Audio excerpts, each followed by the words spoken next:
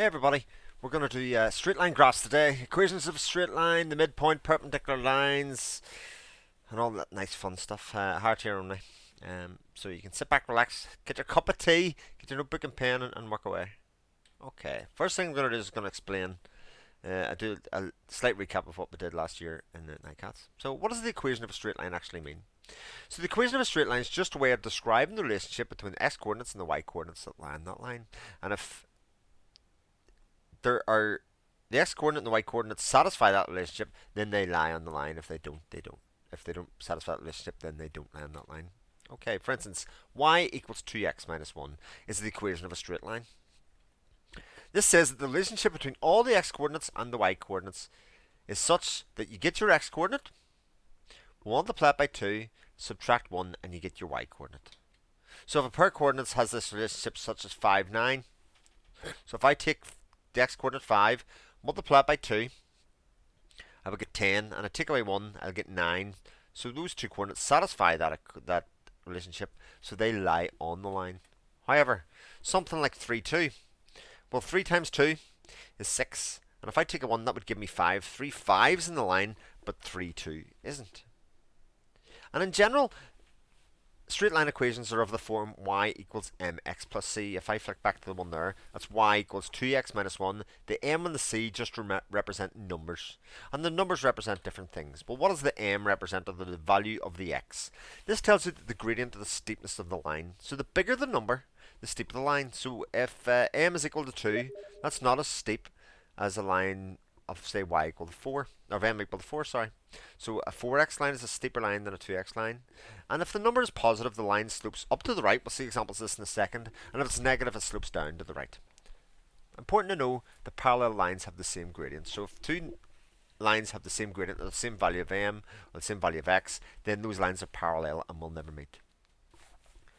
The c value is like an adjustment figure, but it's the number. It tells you where the line crosses the y-axis, sometimes called the y-intercept. And again, we'll see this in the examples that are coming along. So when we're working out equations of lines and things, we only need to work out two values. The y and the x are always there. We need to work out the gradient and the y-intercept, or the m and the c, if you want to think of it that way. Okay, so here are two lines. Y equals 2x minus 1, and here are some points that satisfy that relationship. So when x equals 0, y is 2 times 0, which is 0 minus 1. So y is minus 1, etc., etc. And the line looks like this. So this line has a gradient of 2, and the y-intercept is at minus 1. And sure enough, if you look, you can see that the line crosses the y-axis at minus 1. Similarly, y equals minus 3x plus 5. Because it's in minus 3 as the gradient, it's going to slope down to the right rather than up to the right like that. And those are the numbers that satisfy the relationship.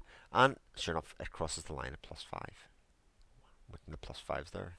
And that's generally how the straight line equation works. Now, the questions that you'll get asked at GCSE level, by and large, are something like this.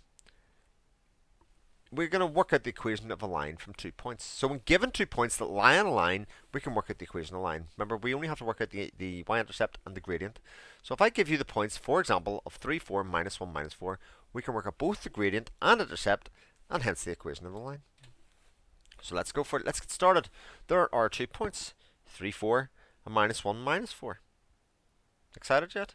Well, the first thing we're going to have to do is start off by labeling the points. And what we'll do is we'll call them the first set of points x1, y1, because it's the first x coordinate, and the second, or the first y coordinate. And similarly, we'll call the second points x2 and y2. And we can use an equation to work out the gradient. The gradient is the change in the y value divided by the change in the x. So if we take y2, take away y1, we'd have minus 4, take away 4. Similarly, x2 would be minus 1, take away 3. That would give minus 8 divided by minus 4, which would give us plus 2, and give us a gradient of plus 2. Very exciting. Now, remember that I'm going to leave this example for a second because I'm going to expand upon the gradient a little. Remember that the gradient for this example is plus 2. And I'm going to show you what happens. Say you might be thinking, well, what if I call the other ones x1, y1, and the first points x2, y2? Well, I'll show you what happens. I'll show you it both ways. The gradient is the change in x, y divided by the change in x, and there's the equation again. Sorry, I meant to take that slide out. Let's see. So calculate the gradient between the points 3, 5 and 5, 11. Well, if I call this x1, y1 and this x2, y2, then y2 will be 11. Take away y1, which is 5. So 11 take away 5. And then x2 will be 5. x1 will be 3. 5 take away 3. So that'll be 6 divided by 2, which gives me 3. If I decided to do it the other way around, my y2 was this value, I would 5 minus 11 and 3 minus 5. All would happen is the signs would be reversed, but they would be reversed for top and bottom. So you get minus 6 divided by minus 2, and that would give me plus 3. Okay.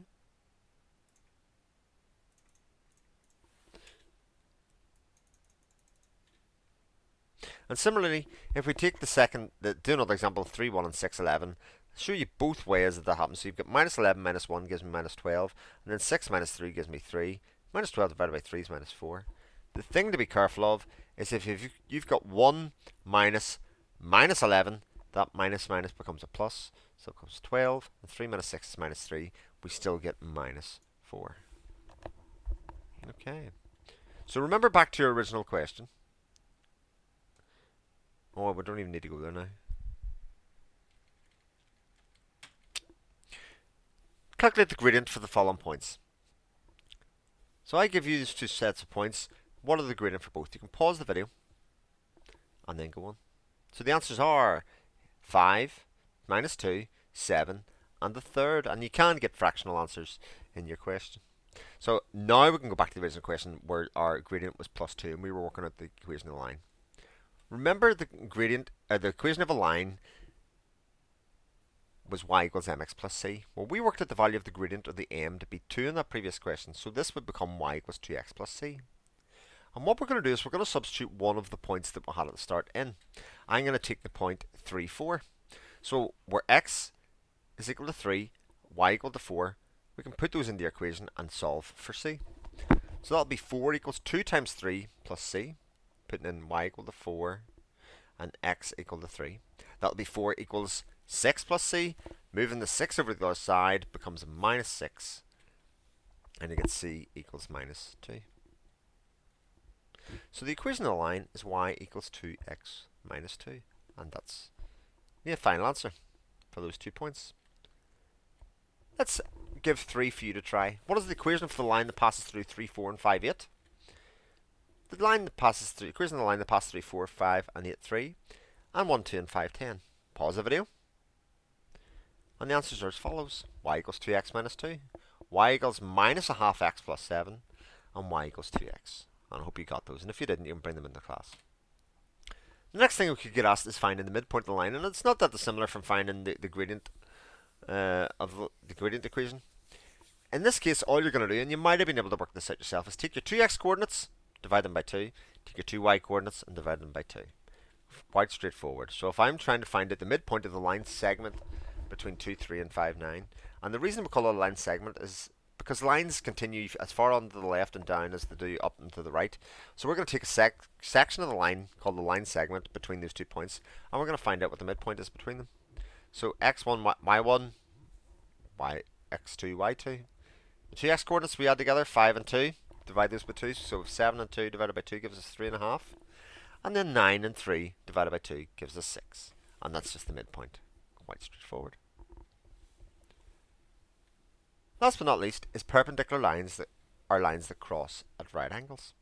Okay, so if we have a line like that and a line that meets it at right angles, that's a perpendicular line to it. Now I've shown you a simple example that you might have been used to, but it could be a diagonal line and there is a perpendicular line to that. We could be asked to work out the gradient of a perpendicular line. Gradient of a perpendicular line, the gradient that is perpendicular to a line is you take your m value and you put minus 1 over that value.